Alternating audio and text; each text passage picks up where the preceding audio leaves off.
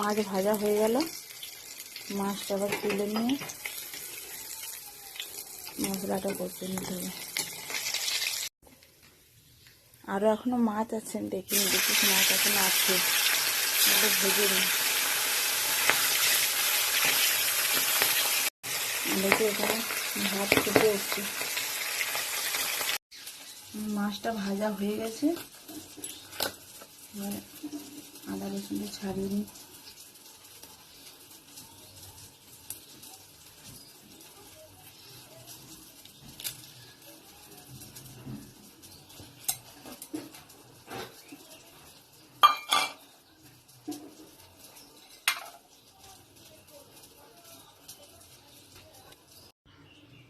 শিবম কি করছিস?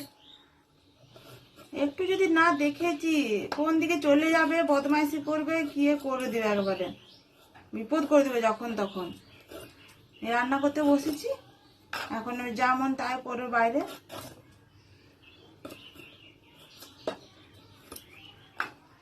আদা রসুন ছাড়িয়ে নিলাম, দুদিকে রান্না বসিয়ে দিয়েছি। তাড়াতাড়ি করে রান্না করতে হবে, স্কুলের টাইমটাতে এখন খুব তাড়াতাড়ি করে রান্না করতে হবে, না 10টার মধ্যে রান্না কমপ্লিট করতে হবে। তারপরে চান করাতে হবে, শিবমকে রেডি করাতে হবে, প্রচুর কাজ সকালবেলা।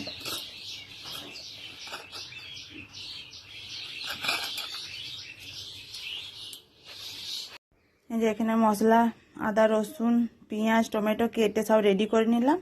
এবারে মাছটা রান্না করব। একা হাতে রান্না করি তো, মানে কোনটা কি করব খুব দেরি হয়ে যায়। একা হাতে সব রেডি করা, রান্না করা, আর সেটাকে স্কুলে দিতে যেতে হবে, টাইমের মধ্যে সব রান্না কমপ্লিট করতে হবে।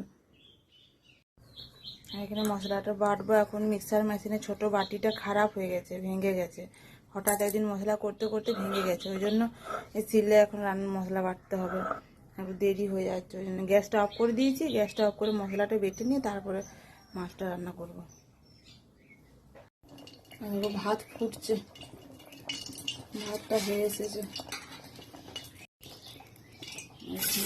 পেঁয়াজগুলো দিয়ে দিই, মাছটাকে রান্না করে সব রেডি করে নিলাম মশলা বেটে।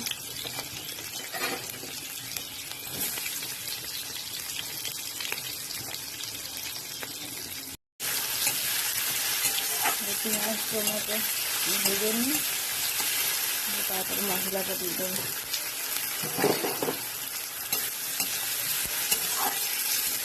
যদি মাছের তরকারি, ভাত আর একটা তরকারি করতে হবে, স্কুলে দিয়ে এসে আবার আর একটা রান্না করবো তখন।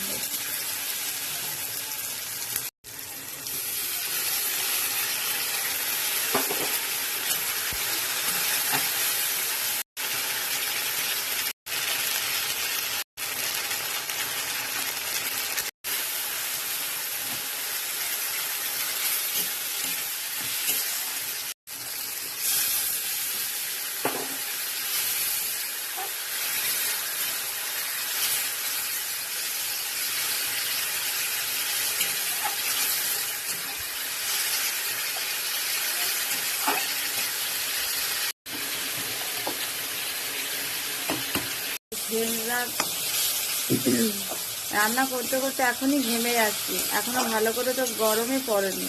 তাই কিছুদিন পরে বৈশাখ মাসে কি অবস্থা হবে, রান্না করতে করতে চান করে নেবো মনে হয়, এত গরম লাগছে এখনো। এখনো গরমে তো কিছুই হয়নি, প্রচুর গরম লাগছে এখনো। শীতের মা আসছে একবার করে, আমাকে আবার দেখে যাচ্ছে মা কি করছে, আর বাইরে যাচ্ছে আর বদমাইশি করে করে আসছে। কি করেছে এখন কি জানি, আমার সম্পূর্ণ বাইরে গিয়ে জল কাদা ঘেটে একাকার করেছে মনে হয়।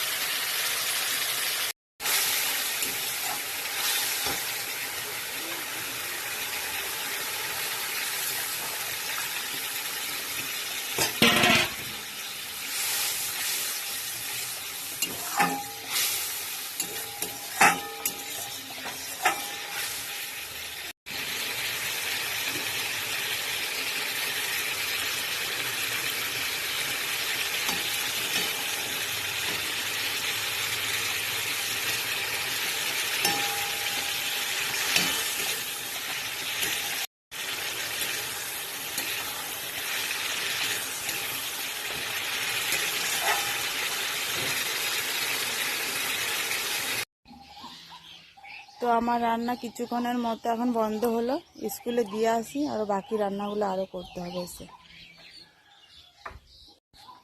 ততক্ষণের জন্য টাটা, আবার দেখা হবে পরের ভিডিওতে।